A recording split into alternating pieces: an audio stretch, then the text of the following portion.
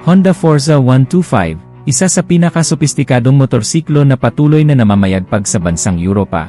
Hindi lamang ito basta ordinaryo, dahil taglay nito lahat ng katangian na meron ang isang maxi scooter na siguradong ikagugulat mo.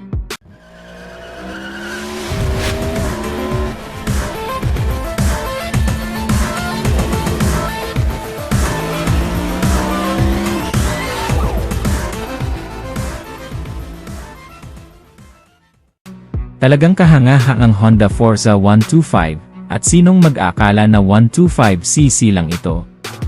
Ang makina nito ay 124.9cc, program fuel injected, ESP Plus engine, compression ratio nito ay 11.5:1, naka-liquid cooled, 4 bulbs, 4-stroke, single overhead cam. At ang maximum power nito ay 11 kilowatts at 8,750 RPM with a maximum torque of 12.2 Nm at 6,500 RPM.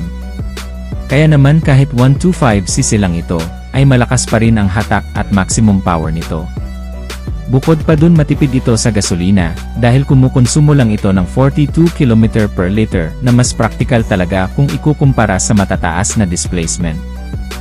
11.5 liters ang fuel capacity nito, napakalayo na nang mararating mo dito kung magpapa-full tank ka, at talagang mag-enjoy ka kapag ito ang dalang motor sa long ride, dahil napakalapad ng upuan, kaya hindi basta-basta mangangalay ang likod mo sa mahabang biyahe. Bukod pa doon matutuwid mo pa ang paa mo, dahil sa extended footrest nito, kaya talagang relax na relax ka sa motorsiklong ito. Bukod sa magandang performance at comfort ng motorsiklong ito, hindi rin mawawala ang magagandang safety features nito, naka-dual channel anti-lock braking system, at ito ang isa sa pinakamahalagang safety feature sa lahat. Para sa mga hindi pamilyar sa anti-lock braking system, ang ginagawa nito ay kapag nagbiglang preno ka, smooth pa rin ang magiging tigil mo, kaya sobrang laking tulong nito, lalo na sa mga beginner. Meron din itong Honda Selectable Torque Control na kapartner ng anti-lock braking system. Magandang safety features din ito dahil ma-detect nito kapag hindi nagpapantay ang ikot ng gulong mo. Dahil sa madulas na kalsada kaya pagdating sa mga mababasa, malumot o mabuhanging kalsada, ay safe na safe ka pa rin sa motorsiklong ito. Sa harapang bahagi ng motorsiklong ito kapansin-pansin ang mataas nitong windshield, na isa sa nagbibigay premium looks at elegant sa motorsiklong to. Adjustable ito, pwedeng babaan at pwedeng taasan, dito palang napaka-high-tech na. Dito na rin direktang nakalagay ang kanyang side mirror, dito rin nakalagay ang kanyang turn signal lights, kaya kitang-kita talaga tayo sa kalsada. Meron na rin itong built-in hazard lights, kakaiba din ang disenyo ng headlight nito, at bagay na bagay talaga sa kanyang forma, naka-LED ang kanyang headlight kaya maliwanag ito. Kahanga-hanga din ang disenyo ng kanyang DRL o Daytime Running Light, talagang head turner, at ang taillight nito ay malaki at naka-LED din, kaya kitang-kita talaga tayo lalong-lalo na sa gabi. Ang instrument cluster naman nito ay combination ng analog at digital display, very modern ang design at madaling maintindihan. Naka-keyless system na din ito at meron pa itong anti-theft alarm at answer back system. Meron din itong built-in charging port, kaya pwede ka na ring makapag-charge ng cellphone mo dito. Malaki din ang kanyang bulsa sa harapan, kaya safe na safe ang ilalagay mo dito. Isa pa sa magandang convenient features ng motorsiklong to ay malaki ang underseat storage nito, kaya naman kasya ang dalawang full-face helmet. Yes, kasya ang dalawang full-face helmet dito, kaya kahit hindi ka na maglagay ng top box ay marami kang mailalagay. Pagdating naman sa gulong nito, sa harapan ay 120/70/15, sa likod naman ay 140/70/14. Malalapad ang kanyang gulong kaya talagang stable ito lalong-lalo na sa cornering. Sa suspension naman, ito ay naka 33mm telescopic fork sa harapan, sa likuran naman ay naka twin shock.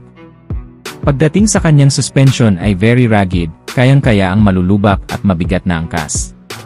Sa kanyang preno naman ay naka 256mm disc brake sa harapan, at 240mm disc brake sa likuran, at kagaya ng sabi ko kanina, naka dual channel anti-lock braking system na ito na isa sa pinaka-importanteng safety features. Halos lahat na yata ng magagandang features ay andito sa motorsiklong ito, sabayan pa ng maganda nitong disenyo na siguradong magugustuhan ng kahit na sino.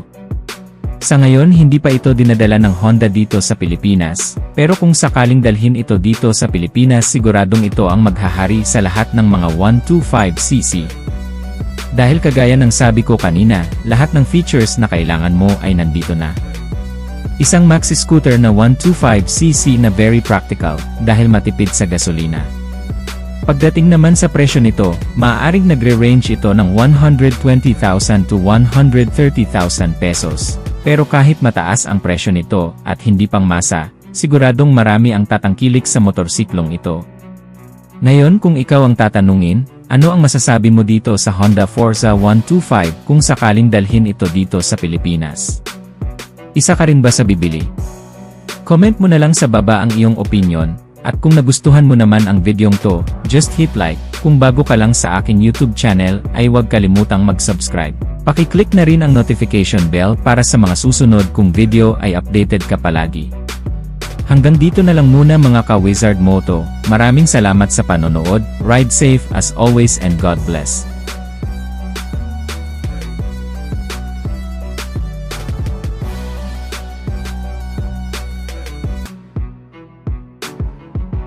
Noong 2015 noong unang nilabas ang Honda Forza 125 sa European market, at as expected ay pumatok agad ang motorsiklong ito kasi syempre Japanese brand, kaya napakaganda talaga ng quality.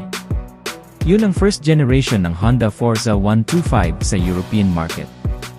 Dahil sa sobrang pumatok ito at very in demand taong 2018 naman nilabas nila ang second generation ng Honda Forza 125. At noong nakaraang taon lang ay nilabas ulit ang panibagong bersyon nito, na mas pina-high-tech pa ang kanyang features, at mas pinaganda ang looks. Mula noon hanggang ngayon ay tinangkilik na talaga ng taga-Europa ang Honda Forza 125.